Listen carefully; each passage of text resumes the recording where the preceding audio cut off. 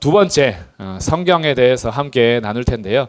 자, 이런 질문을 같이 문답을 읽어보겠습니다. 자, 시작. 하나님을 영화롭게 하고 즐거워하기 위해 하나님이 우리에게 주신 법칙은 무엇입니까? 하나님을 영화롭게 하고 즐거워하는 것을 가르쳐주는 유일한 법칙은 신구약 성경에 기록된 하나님의 말씀입니다.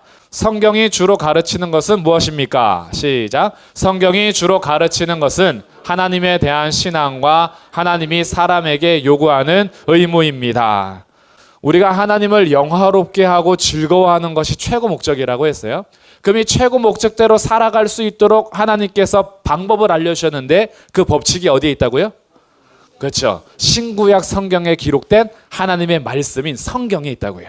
그럼 이 성경은 도대체 뭘 가르치느냐? 성경에서 주로 가르치는 것을 두 가지로 요약해 보니까 첫 번째는 하나님에 대한 신앙, 두 번째가 하나님이 사람에게 요구하는 의무. 그러면 하나님에 대한 신앙을 두 글자로 하면 뭐라 그럴까요? 복음. 그렇죠. 복음이에요. 복음. 하나님이 사람에게 요구하신 의무를 두 글자로 하면 율법. 그렇죠. 그러니 성경에는 크게 두 가지의 가르침이 있어요.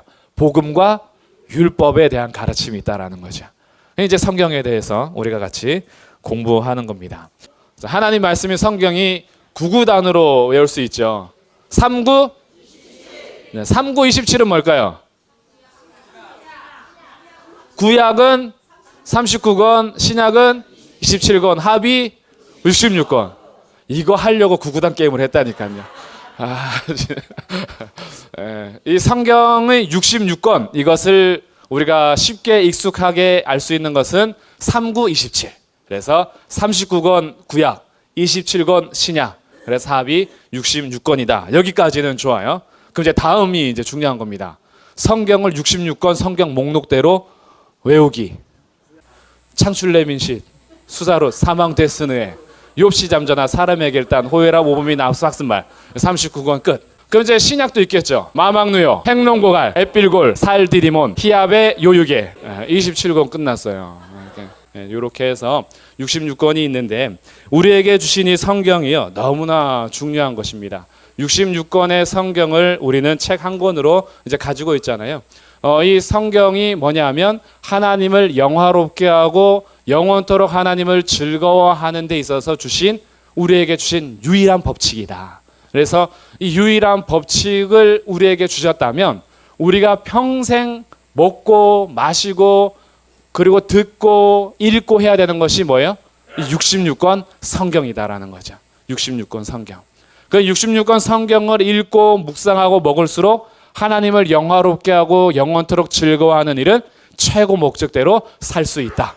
이것이 우리가 성경을 같이 공부하는 이유입니다. 성경에는 두 가지 하나님께서 가르치는 것이 있는데 그것이 신명기 10장의 말씀입니다. 내게 요구하는 것이 뭐냐? 첫 번째는 하나님에 대한 신앙. 하나님 마음을 다하고 너의 뜻을 다하여서 섬기고 경외하는 것. 신앙에 대해서 가르치고 두 번째는 신명기 끝에 오늘 내 행복을 위하여 내게 명하는 여호와의 명령과 규례를 지킬 것이 아니냐. 하나님께서 사람에게 요구하시는 의무.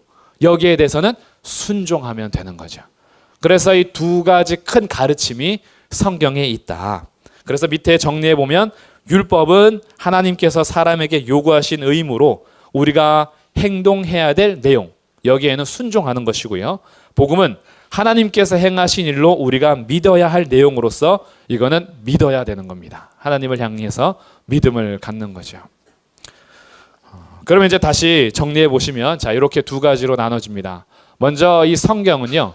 계시 안에 있는 것인데 계시라고 하면 무슨 뜻이냐? 감추어진 것을 밖으로 드러내 보여주는 것. 이걸 계시라 그래요. 감추어져 있었어요. 안 보이던 겁니다. 사람들이 아무에게도 공개되지 않았던 것을 공개하는 것. 이것을 계시라고 하는 거예요. 근데 계시에는 두 가지가 있습니다. 첫 번째는 뭐죠? 일반 계시. 두 번째는 특별 계시. 이 두 가지로 하나님께서 보여주시는 거예요. 그러니까 두 가지 방법으로 하나님께서 감추어진 것을 보여주신다라는 거예요. 여기에는 하나님도 마찬가지입니다. 하나님은 눈에 안 보이시잖아요. 하나님은 가려져 있잖아요. 근데 가려진 하나님이 자기를 나타내 보이시는 계시를 일반 계시, 특별 계시 나눠서 하나님께서 보여주신다라는 거예요. 하나님께서 일반 계시를 통해서도 자기를 나타내시는데 그 첫 번째가 우리 속에 양심을 두셨어요. 그래서 신자든 비신자든 하지 말아야 될 일을 하고 나면 어떻게 되죠? 굉장히 찔리고요. 그리고 눈을 못 마주치고요. 계속 피해 다니고 괜히. 그래서 어린 아이들 보면 알잖아요. 뭔가 잘못한 것처럼 티가 나잖아요. 자기는 티 안 나는 것처럼 있지만 부모님 눈에는 다 걸려요. 그래서 이미 다 보이는 거죠. 어린아이의 순수한 이 양심이 찔리기 때문에 얼굴에서 그 행동에서 표가 나는 거죠. 이 양심이란 걸 통해서 우리가 해야 할 일과 하지 말아야 될 뜻이 이미 나누어지고요. 두 번째는 자연을 통해서 하나님께서 자기를 나타내 보이세요. 그래서 자연을 연구하고 자연의 세계에 있으면 하나님의 신성한 능력과 하나님이 계시다라는 것을 발견하게 돼요. 그래서 이 세상에는 모든 사람들이 사실은 핑계할 수 없도록 하나님께서 하신 겁니다. 양심과 자연. 근데 양심과 자연인 일반 계시를 통해서는 하나님을 명확하게 알 수가 없어요. 알 수도 있고 모를 수도 있거든요. 이건 명확하지 않아요. 그래서 하나님께서 특별하게 주신 계시가 바로 성경이다라는 거죠. 하나님의 말씀인 성경. 그럼 이 성경에 대해서 조금 더 보신다면 성경은요. 모세 때부터 요한까지 기록이 된 거예요. 모세가 처음으로 성경을 쓰는데 처음으로 하나님의 말씀을 받아 쓴 것이 뭘까요? 십계명. 그렇죠. 창세기보다 먼저 써진 것이 십계명이에요. 십계명이 가장 먼저 기록된 하나님의 말씀입니다. 이 모세 때부터 하나님의 말씀이 기록이 돼서 저기 요한은 누구 요한일까요? 세례 요한일까요? 사도 요한일까요? 사도 요한. 사도 요한이 어디로 잡혀가죠? 반모섬에 유배가 되죠. 거기에서 쓴 성경이 맨 끝에 있는 요한계시록. 사도 요한이 요한복음과 요한 1서, 2서, 3서, 요한계시록을 쓰거든요. 그 요한계시록까지의 연대를 보니까 약 1600년. 그리고 성경의 저자들은 약 40명 정도가 됩니다. 그러니 우리 손에 들려져 있는 이 성경은요. 어느 순간에 갑자기 누가 만들어낸 것이 아니라 1600년이란 시간 동안 40명의 사람들을 통해서 기록하게 하신 하나님의 말씀인 거죠. 근데 이제 신기한 거예요. 우리는 똑같은 동시대 사람이고 똑같은 교회에서 신앙생활해도 교회의 역사를 쓰거나 과거 일을 돌아보아서 쓰자 그러면 자기의 관점에 따라서 쓰는 기록이 다 달라집니다. 그런데 시대가 달라요. 모세는 기원 전 1500년 사람이고 요한은 기원 후 100년, 90년, 100년까지 살다가 죽은 사람인데 1600년이란 갭이 있고 또한 저자들이 모세 때부터 요한까지 한 40명이나 되는데 이 성경이 창세기부터 요한계시록까지 통일을 이루고 있다는 거죠. 일관성이 있고 통일성이 있어요. 그러니 이것은 사람이 각자 짜지 않으면 사실 안 돼요. 1600년 동안 사람들이요. 40명의 사람들이 회의를 해서 너는 이렇게 써라. 넌 이렇게 써라. 하지 않는 한 나올 수 없는 책이 바로 성경책이죠. 그래서 이제 우리가 고백하는 것이 있어요. 이것은 단순히 사람이 자기 머리로 쓴 것이 아니라 하나님의 감동으로 된 것으로 성령께서 사람들을 통하여서 쓰게 하신 것이 바로 이 성경이다. 그래서 성경은 참 귀한 겁니다. 우리 손에 들려지기까지요. 굉장히 오랜 세월이 걸렸고 우리는 지금 이 성경을 굉장히 가볍게 들고 다니잖아요. 물론 이것도 지금 무거워서 더 작은 거, 더 가볍게 하기도 하지만 이 성경이 우리 손에 들려지기까지는 사실 수많은 희생이 있었고 헌신이 있었고 그리고 목숨을 바쳐서 번역한 사람들, 성경 번역하다가 화형당한 사람들, 성경 번역하면서 죽임당한 사람들 이런 수많은 희생자들이 있었죠. 그리고 인쇄술이 발달하는 바람에 종이로 돼서 성경이 우리 손에 들려지게 된 거예요. 이게 참 귀한 거죠. 근데 이 성경을 가지고 있으면서 우리가 이 성경이 무엇인지 분명히 알아야 할 텐데 이 성경은 1600년 시간 동안 약 40명의 사람들을 통해서 하나님께서 감동하게 하셔서 쓰게 하신 하나님의 말씀으로 이것은 특별 계시다. 그러니까 지금 우리 성도님들은요. 특별 계시를 가지고 계신 거예요. 특별 계시를. 일반 계시를 통해서는 하나님을 다 알 수가 없어서 성경을 통해서 하나님을 알 수 있도록 하셨다라는 겁니다. 그럼 성경의 특별 계시 하나님의 세 가지를 특별히 기록하는데요. 첫 번째는 하나님의 현현. 현현이라는 것은 실제로 나타나심이죠. 하나님께서 구약과 신약에 실제로 나타나신 일들이 성경에 기록되어 있고, 두 번째, 하나님께서 이르시되라고 했던 가라사대, 옛날에 말씀하시되, 이런 하나님의 말씀이 기록되어 있고, 세 번째는 하나님께서 행동하셨던 역사하심과 일하심이 특별 계시인 성경에 기록되어 있습니다. 그러니까 우리는 성경이 무엇을 기록했는지를 알아야 성경에서 하나님의 뜻을 분명히 알 수가 있어요. 성경은 하나님의 현현, 하나님의 말씀, 하나님의 행동을 기록한 건데, 하나님 빼고 여기에서 교훈을 얻으려면 성경의 기록의 목적과 상관없는 공부를 하고 있는 거예요. 성경을 통해서는 하나님을 만나셔야 돼요. 하나님이 어떻게 역사하셨는지, 하나님께서 뭐라고 말씀하시는지, 하나님께서 어떻게 행동하셨으며 무슨 일을 하셨는지, 어떻게 나타나셨는지, 그런 것들을 성경을 통해서 배워가면서 나의 삶에도 여전히 동일한 하나님이 나타나시고, 하나님께서 여전히 기록된 성경을 통해서 말씀하시고, 여전히 성경에 행동하시고 일하셨던 것처럼 오늘도 동일하게 일하시는 거예요. 그러니까 성경을 통해서 다른 교훈을 얻으려고 하는 것이 아니라 성경을 통해서는 하나님을 만나셔야 돼요. 하나님의 역사하심과 하나님의 말씀하심과 하나님께서 우리에게 뜻하신 바를 우리는 만나게 되는 거죠. 그래서 하나님의 현현과 하나님의 행동은 복음으로써 우리가 믿게 됩니다. 하나님의 일하심을, 하나님의 말씀하심은 우리가 순종해야 되는 거죠. 하나님께서 이르시되라고 하는 말씀은 우리가 순종해야 될 요구가 되는 겁니다. 그러니까 성경은 이것을 담고 있다. 그래서 성경에는 모든 사람들을 다 기록하지 않아요. 얼마 전에 저희 집에 있는 아이와 함께 토론을 했어요. 우리 조상이 누구냐요. 그래서 조상을 추적해 가다 보니까 그럼 다 아담과 하와의 후손이네요. 그래서 그렇다 그랬죠. 여기서부터 이제 안 풀리는 거죠.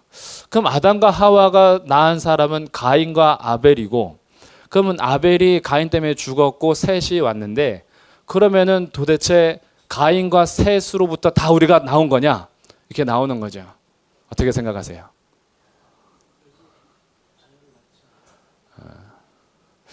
그래서 꼭 그렇진 않다.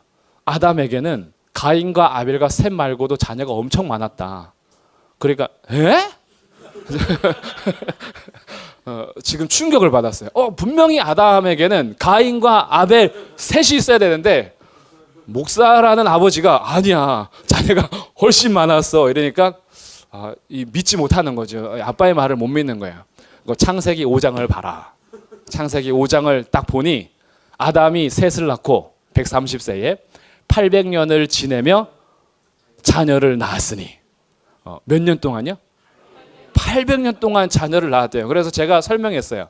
야, 800년 동안 자녀를 낳았으니 2년에 한 번씩만 낳아도 몇 명이니? 400명이요. 그러면서 그래요. 말이 돼요? 800년 동안 애를 낳는 게 말이 돼요? 옛날에는 하나님께서 그런 힘을 주셨어. 그게 가능했어. 그러면서 성경을 가지고 이제 족보를 추적해 갔죠. 그러면서 우리가 알게 되는 것이 있어요. 성경은요, 아담의 후손들을 다 기록하는 게 목적이 아니에요. 성경에 가인과 아벨과 셋만 기록되는 이유는 성경이 특별하게 우리에게 알려주시고자 하는 목적에 따라서 기록되었기 때문이야. 그래서 제 아들은 우주에 대해서 관심이 많거든요. 막 빅뱅 막 이런 거. 그래서 막 외계인이 있어요 없어요 저한테 자꾸 물어보고, 별이 뭐 떨어지면 우리 지구가 블랙홀에 빠져들어가면 어떻게 돼요? 저한테 자꾸 이런 질문을 해요. 그래서 블랙홀에 들어가면 다 죽겠지. 그러면서 우주에 대해서 관심이 많다 보니까 하나님의 창조하심하고 벌써부터 부딪히는 게 있어요. 하나님의 창조하심. 그런 이제 과학책을 읽어가면서 백과사전 찾아가면서 하나님께서 창조하심에 대해서 부딪히는 일들이 있죠. 얘기하는 거예요. 하나님은 이 성경을 과학적 근거나 과학적 지식을 알라고 우리에게 준 게 아니라서 창조에 대해서 자세하게 풀지 않으셨어요. 성경에서 창조는 단 1장, 2장에서 끝나는데 목적에 따라서 그렇게만 기록하신 거야. 우리에게 그 창조에 대한 근거를 제시하는 게 아니라 하나님이 온 세상을 창조하신 창조주라는 것을 선포하는 것이야. 이런 이제 얘기들을 하는 거죠. 이런 대화 좀 부러우시죠? 가끔 있는 일입니다. 제가 기억에 남을 정도로 가끔 있는 대화들인데, 성경이 막 그런 거예요. 성경은요, 우리의 인생사를 구구절절하게 다 기록하지 않아요. 아브라함의 인생을 다 얘기한 게 아니에요. 아브라함 인생 중에, 이삭의 인생 중에, 모세의 일생 중에, 다윗의 일생 중에서 특별히 하나님의 목적에 따라서 하나님의 나타나심, 하나님의 말씀하심, 하나님의 행동하심에 대해서 기록하기 위해서 직접 오셨던 인생사를 성경에 기록하게 하신 거예요. 그러니 이 성경을 통해서 하나님 말고 다윗에게서 뭔가를 얻으려고 하거나 하나님을 빼고 우리가 여기에서 경제적인 어떤 힌트를 얻거나 아니면 여기에서 뭔가 찾아내는 보화들을 찾아내려고 하면 도움은 조금 받을 수 있을지 몰라도 성경의 기록 목적과는 다른 양상을 띠게 되는 거죠. 성경을 통해서는요, 특별 계시, 하나님께서 우리에게 주신 특별 계시에는 하나님을 발견하셔야 돼요. 하나님을 만나야 되는 거죠. 그래서 오늘 이 말씀을 통해서 하나님은 나에게 어떤 말씀을 하시는가? 압살롬과 다윗의 삶을 비교하면서 하나님은 나에게 어떻게 나타나시는가? 하나님께서 어떻게 일하셨는가? 이런 것들을 보면서 하나님께서 그때에도 기도하는 사람들을 통해서 일하셨다면 오늘날도 동일하죠. 기도하는 사람을 통해서 일하시는 거예요. 그때 하나님께서 자기를 의지하는 자를 영원히 흔들리지 않도록 붙들어 주셨다면 하나님은 동일하세요. 오늘도 자기에게 짐을 맡기는 사람들을 흔들리지 않도록 붙잡아 주시는 거죠. 하나님께서 성경에는 그렇게 일하는데 오늘날은 그렇게 일하지 않는다. 그럼 동일한 하나님이 아니죠. 그러니까 성경을 통해서 우리는 이 동일한 하나님을 만나는 겁니다. 그러니까 성경이 얼마나 귀해요. 성경은 단순히 지금으로부터 약 2000년 전에 완성되어서 고문서로 있는 게 아닙니다. 이 성경은 지금도 살아계신 하나님께서 말씀을 통해서 그대로 역사하세요. 그러니까 우리에게 너무나 귀중한 말씀이 되는 겁니다. 이 말씀에 대해서 확실한 믿음이 있어야 돼요. 신앙을 흔드는 건 언제부터 흔드나 하면 말씀에 대해서 불신을 주면서부터 시작이 됩니다. 자, 창세기 3장 말씀 우리 같이 한번 찾아보겠습니다. 창세기 3장이요. 최초로 아담이 타락하는 장이 기록되는 건데 사탄은 우리로 하여금 인간으로 하여금 어떻게 타락하게 하는지 그것을 찾아보자는 거죠. 3장 1절 함께 읽습니다. 시작. 그런데 뱀은 여호와 하나님이 지으신 들짐승 중에 가장 간교하니라. 뱀이 여자에게 물어 이르되 하나님이 참으로 너희에게 동산 모든 나무의 열매를 먹지 말라 하시더냐. 자, 뱀이 여자에게 접근해서 뭘 건드냐 하면 하나님의 말씀을 건들잖아요. 하나님이 정말로 너희에게 동산 모든 나무의 열매를 먹지 말라고 하시더냐. 하나님의 말씀으로 시비를 걸어요. 하나님의 말씀에 대해서 의심을 넣기 시작하는 거죠. 그런 하나님의 말씀에 대해서 의심이 생기면 하나님의 존재에 대해서 의심이 되기 시작합니다. 그 하나님이 과연? 그리고 여자가 대답하는 것이 이거죠. 2절 여자가 뱀에게 말하되 동산 나무의 열매를 우리가 먹을 수 있으나 동산 중앙에 있는 나무의 열매는 하나님의 말씀에 너희는 먹지도 말고 만지지도 말라 너희가 죽을까 하노라 하셨느니라. 여자가 이렇게 대답하자 뱀이 4절에서 뭐라고 하는지 읽어보겠습니다. 시작. 뱀이 여자에게 이르되 너희가 결코 죽지 아니하리라. 자, 뭐라 그래요? 하나님은 뭐라 그랬어요? 하나님은 너희가 반드시 죽는다 그랬어요. 히브리어에서는 죽는다는 말을 2번 써요. 너는 반드시 죽는다. 근데 뱀이 여자한테 뭐라고 얘기하냐면 안 죽는다 그래요. 하나님께서 2번 강조한 것처럼 뱀이 반대말을 2번 강조해요. 안 죽는다.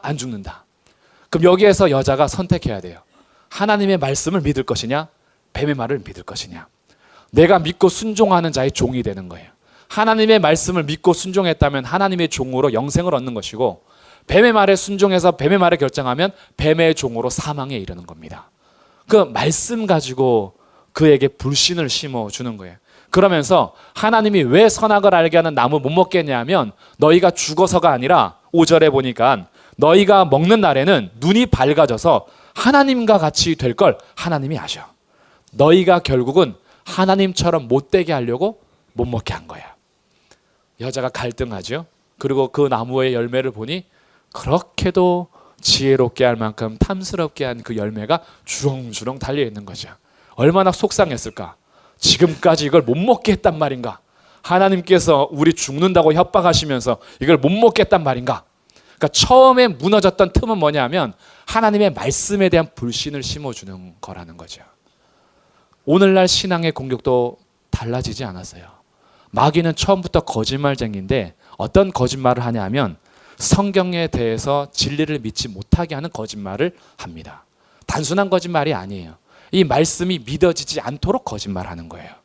그래서 주의 말씀과 자꾸 반대되게 우리로 하여금 믿게 합니다. 하나님은 너의 입을 크게 열어라. 내가 채워줄 것이다. 너희가 내 이름으로 구하면 내가 원하는 대로 구하는 대로 내가 줄 것이다. 구하라 그러면 너에게 주실 것이요. 찾아라 그러면 찾아낼 것이요. 문을 두드리라 그러면 너에게 열릴 것이다. 자식이 자녀가 알을 달라 하는데 뱀을 주며 떡을 달라 하고 그러는데 누가 독사를 주고 그러겠느냐. 하물며 하늘에 계신 아버지께서 자기 사랑하는 자녀들에게 좋은 것을 주지 않겠느냐라고 말씀하시는데 옆에서 사단이 탁 건들죠. 안 주셔. 좋은 것으로 주시지 않겠느냐. 안 주셔. 기도해봐. 안 돼. 구해도 안 열려. 옆에서 계속 하나님 말씀에 대한 불신을 주면요. 기도 끝까지 못합니다. 기도하다가 중간에 포기하죠. 안 되네. 안 주시네. 입을 크게 열어봐야 입만 아프지. 그러면서 하나님을 향해서 우리의 믿음을 접어버리는 거예요. 어디서부터 공격하냐면 말씀에 대한 불신으로 공격하는 거예요. 근데 이것이 오늘날 교회에 엄청 침투해 들어와 있어요. 하나님의 말씀을 믿지 못하게 이미 만들어 버렸어요. 한 200년 전부터 자유주의 신학자들이요. 성경을 다 분해하고 쪼개기 시작해가지고 성경에 대해서 말이 안 되고 인간사에서 상식적이지 않은 기적들을 다 빼버리기 시작하고 하나님께서 이 땅 가운데 오신 예수님에 대한 기적도요. 주님이 십자가에서 죽고 부활하신 것이 뭐 그렇게 중요해. 예수님이 빈민들을 사랑하신 거 그거 중요하지. 예수님께서 오셔서 친절을 베푸신 거 중요하지. 십자가 신앙 그런 거 별로 중요한 거 아니야. 그런 거에 대해서는 별로 관심 두지 말고 예수님께서 오셔서 가난한 사람들 찾아간 거, 빈민들을 도와준 거, 죄인들 찾아가서 손 내민 거 그렇게 살면 그게 예수님 닮는 신앙이야. 굉장히 그럴싸하잖아요. 그게 자유주의 신학이에요. 우리에게 중요한 건요. 예수의 십자가와 부활이에요. 우리의 믿음은 예수님의 십자가와 부활로부터 이루어지는 것이지 내가 예수님처럼 빈민들 찾아가고 가난한 자들 손 내밀고 구제하고 봉사하고 헌신한다라고 해서 그게 믿음의 표가 아니에요.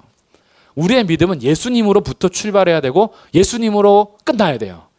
그 안에서 예수를 믿는 자가 예수님의 믿는 그 이름으로 구제하고 섬기고 가난한 자를 찾아가고 손 내미는 거지 예수님의 십자가는 사실이든 아니든 상관없어요 라고 말하는 건 그거는 우리로 하여금 하나님의 말씀을 제해버리는 거예요. 그러니까 자유주의 신학에서는 동정녀 탄생 안 가르칩니다. 동정녀 탄생 얘기해봐야 사람들로 하여금 이성적인 불신만 생기게 하는 거죠. 그게 무슨 말이 되냐. 동정녀 처녀에게 어떻게 아이가 잉태돼가지고 예수님이 나오고 아니 하나님이 사람이 여자의 몸속에 들어가서 사람이 나는 것도 이해가 안 되고 그러니 싸워야 하고 변론해야 될 게 너무 많으니까 아예 그것을 다 제해버린 거예요. 제해버려서 그런 이적과 기적과 병고침 죽은 자 살아나는 것 안 가르쳐요. 그런 거 별로 안 해도 된다는 거죠. 그냥 친절을 베풀고 좋은 말 하고 칭찬하고 웃어주고 함께 울고 이런 어떤 살만 강조하는 거예요. 여기에서 큰 오류가 발생했습니다. 그러다 보니까 구약에서 일어나는 모든 기적적인 일들 하나님께서 현현하시고 하나님께서 행동하셨던 일들 태양과 달이 멈춰있고 요단강이 갈라지며 홍해가 갈라지는 이런 일들 하나님께서 10가지 재앙을 통해서 애굽을 치고 구원하셨던 하나님의 역사들 이런 것들 다 그냥 신화로 넘겨버리는 거예요. 신화로. 이것이 우리의 마음에 침투를 해서요. 하나님의 말씀을 그대로 선포해도 교회가 그대로 아멘하지 못하는 상황을 만들었어요. 그러니까 자꾸 설득을 해야 돼. 하나님 말씀을 가지고 자꾸 설득이 필요한 이유는 이 말씀은 사실 읽고 선포하고 아멘해도 되거든요. 물론 문화적 갭이 있고 말씀에 대해서 풀어주는 것은 필요하지만 요즘의 설득은 도무지 믿어지지 않으니까 자꾸 설득을 하려고 하게 된 거죠. 주의 말씀은 변론과 변증과 설득이 필요하지만 믿음의 성도들에게는 선포가 필요해요. 나 자신한테도 선포하셔야 돼요. 하나님의 말씀을 믿고 받아들이라고 내 영혼에 선포하셔야 돼요. 자꾸 이성적인 작업을 하면서 밖에서 외부에서 성경을 분석해 들어가고 외부에서 성경을 어떻게 해서든지 나의 이성을 설득하려고 하면 사실은 대부분 실패합니다. 우리의 이성이 하나님의 역사를 따라가지 못하거든요. 우리의 작은 이성을 가지고 하나님의 일하심을 재려고 했으니 그 어찌 작업이 가능하겠어요. 그래서 내 영혼에게 선포하는 것이 필요해요. 하나님의 말씀 앞에 섰을 때 주님, 내 영혼이 이 말씀을 그대로 받아들이고 믿을 수 있게 도와주시고 내 영혼아 주의 말씀을 믿어라. 겸손하게 하나님 앞에 서고 선포하고 주의 말씀을 그대로 받아들이는 것이 필요하죠. 그때 성경을 통해서 하나님의 현현, 하나님의 말씀, 하나님의 행동하심, 일하심이 나타난다라는 거예요. 그러니까 우리에게 이런 싸움이 있습니다. 성경을 그대로 믿지 못하게 하는 현세의 싸움에서 지지 마십시오. 하나님의 말씀은 번역에 조금 오류가 있을지 몰라도 하나님 말씀은 100% 진실합니다. 하나님의 말씀은 여전히 순수하고 하나님의 말씀은 여전히 보존되고 있으며 하나님의 말씀은 성경을 통해서 우리에게 그대로 계시가 되고 있어요. 그러니까 이 말씀을 통해서 만나셔야 돼요. 하나님의 말씀을 부인하고 부정하기 시작하면 하나님의 역사하심은 그만큼 줄어듭니다. 왜? 하나님은 성령께서는 진리 안에서 역사하시거든요. 성령은 진리를 깨우쳐 주시고 진리를 깨닫게 하시고 성령의 역사가 하나님의 말씀과 벗어나서 하는 게 아니라 성령의 역사는 하나님의 말씀과 같이 갑니다. 왜냐하면 성령님도 하나님이시기 때문에 그래요. 성령님이 동일한 하나님이신데 말씀이신 하나님과 동떨어져서 역사하지 않으세요. 하나님의 영이신 성령은 진리의 말씀을 통해서 여전히 역사하십니다. 그래서 우리가 이런 진실한 고백을 같이 가지고 있어야 된다라는 거죠. 그럼 이제 정리를 해보면요. 성경에는 두 가지 내용이 있다라고 말씀드렸어요. 첫 번째는 무슨 내용이요? 믿어야 할 내용. 두 번째는 순종해야 될 내용. 믿어야 할 내용을 뭐라 그랬어요? 복음. 순종해야 될 내용이 율법. 이렇게. 믿어야 할 내용은 복음으로, 순종해야 될 내용은 율법으로. 그러니까 오해하시면 안 돼요. 구약은 율법, 신약은 복음 아닙니다. 구약에도 복음이 있고 율법이 있어요. 신약에도 복음이 있고 율법이 있어요. 하나님께서 인간을 위해서 해주신 모든 일은 복음이에요. 그것은 우리가 믿어야 될 내용이에요. 하나님께서 인간에게 명령하고 요구하는 모든 의무는 율법이에요. 그러니 구약에도 율법과 복음이 있고 신약에도 율법과 복음이 있어요. 그런데 조금 다르게 있습니다. 요걸 이제 조금 다르게 이제 표현하면 이런 거죠. 하나님에 대한 신앙이 복음이고 사람에게 요구하는 의무가 율법인데 조금 다르게 나타나는 건 이런 거예요. 구약에서의 복음은 약속으로 나타납니다. 신약에서의 복음은 약속을 성취함으로 나타나요. 그러니 제가 질문해 볼게요. 구약의 성도들은 어떻게 구원을 받을까요? 다시 신약 성도부터 해보겠습니다. 신약의 성도들은 어떻게 구원을 받죠? 누구를? 예수님을 믿음으로. 맞습니까? 아멘. 구약의 성도들은 어떻게 구원받아요? 약속을 믿음으로. 무슨 약속이요? 네? 언약의 말씀, 율법, 예수 그리스도. 예수 그리스도를 주시겠다는 약속을 믿음으로. 그러니까 구약의 성도들도 어떻게 구원받는 거예요? 오실 메시아인 예수님을 믿음으로 구원받는 거예요. 구약의 백성도 신약의 백성도 구원의 방법이 똑같습니다. 달라진 게 아니에요. 구약의 성도도 신약의 성도도 예수님을 믿음으로 구원을 받는데 구약의 성도는 약속으로 받았어요. 그러니까 약속하신 메시아를 믿음으로 구원받는 것이고 신약의 성도들은 성취된 예수님을 믿음으로 우리는 구원을 받는 거예요. 구원의 방법이 달라진 게 아닙니다. 동일한데 약속과 성취의 모습이 달라진 거예요. 그러니 어디 가서 분명하게 아셔야 돼요. 구약의 성도는 율법을 지킴으로 구원받은 거 아니에요. 구약의 성도도 약속하신 예수님을 믿음으로 구원받는 겁니다. 신약의 성도들도 율법을 지킴으로 구원받는 것이 아니라 약속하신 예수님이 오심을 그 오신 예수님을 믿음으로 구원을 받는 거예요. 이것을 분명하게 간직하고 계셔야 돼요. 우리들은 오직 예수님을 믿음으로 구원을 받습니다. 예수님 믿은 것 갖고만 안 돼요. 유월절도 지켜야 돼요. 할례도 받아야 돼요. 속지 마세요. 우리가 할례 받지 않아도 유월절 지키지 않아도 오직 예수님을 믿음으로 구원을 받는 거예요. 이것은 구약의 백성도 마찬가지고 신약의 백성도 마찬가지입니다. 이제 마무리예요. 그러면 하나님께서 하신 일들은 복음으로 많이 나타났는데 주님께서 우리에게 이제 요구하신 것에 대해서 우리는 찾아가는 건데 이제 산수가 나옵니다. 이 산수를 한번 맞춰보세요. 답은 뭘까요? 613 빼기 10 빼기 2 빼기 1은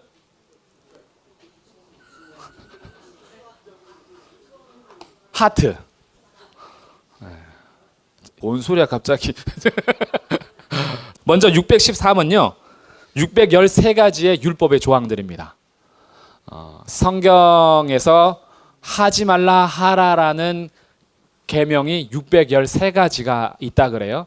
하나님께서 사람에게 요구하신 의무는 613가지의 조항으로 나오는데 하라는 계명이 248가지고 하지 말라는 계명이 365가지로 분류가 돼요.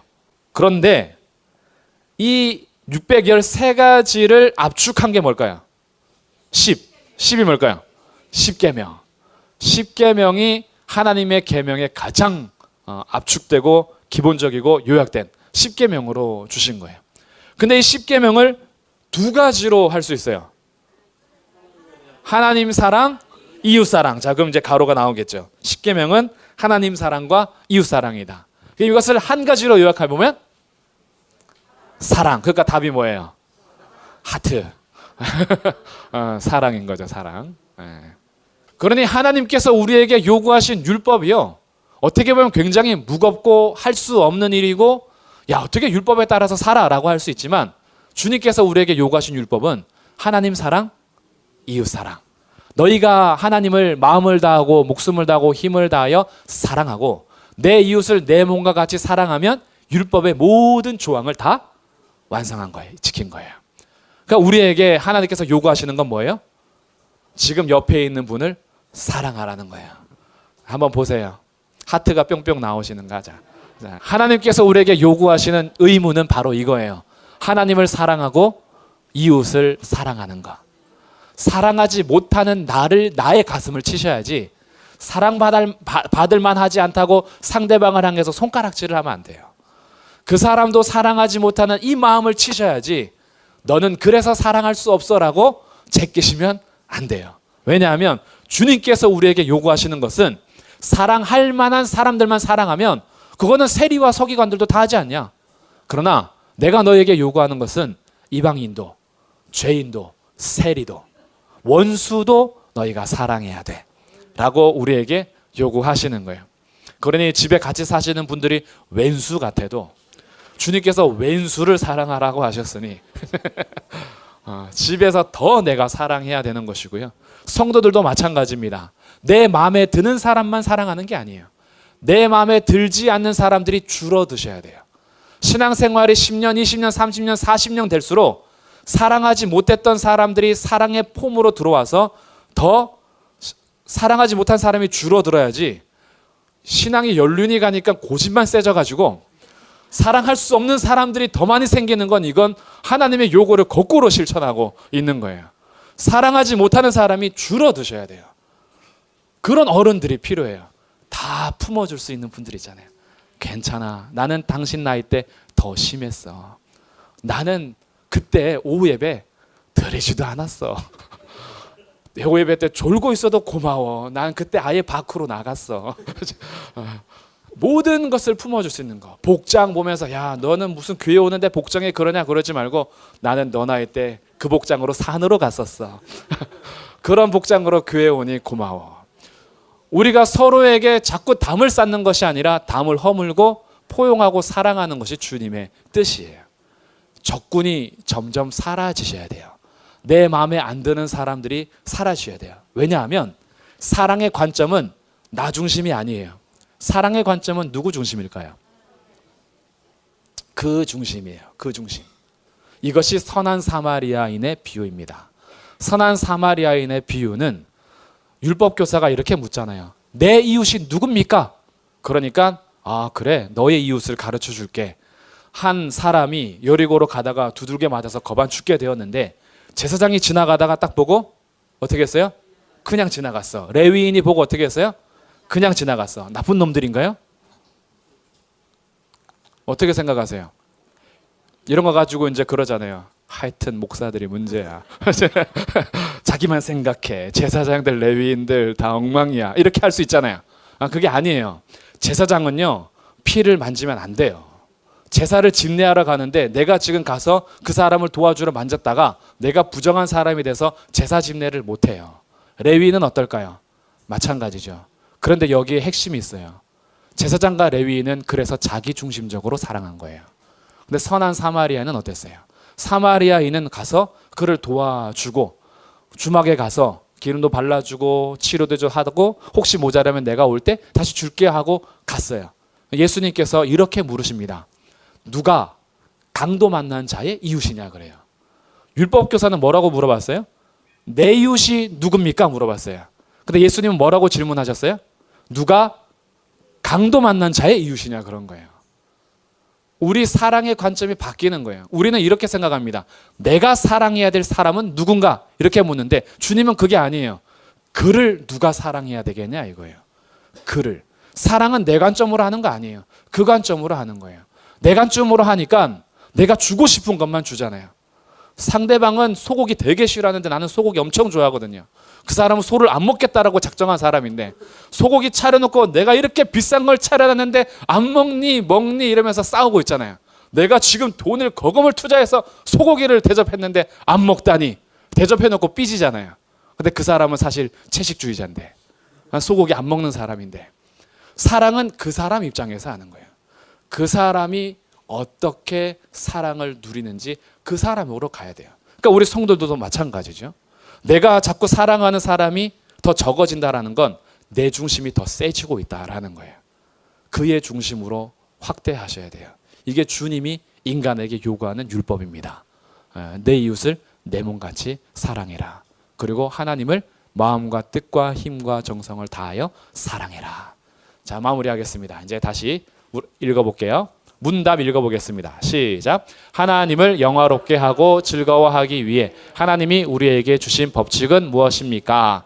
하나님을 영화롭게 하고 즐거워하는 것을 가르쳐주는 유일한 법칙은 신구약 성경에 기록된 하나님의 말씀입니다. 자, 그러면 성경이 주로 가르치는 것은 무엇입니까? 답변 시작. 성경이 주로 가르치는 것은 하나님에 대한 신앙과 하나님이 사람에게 요구하는 의무입니다. 자, 이게 무슨 뜻인지 이제 한 번 더 곱씹으시면서요.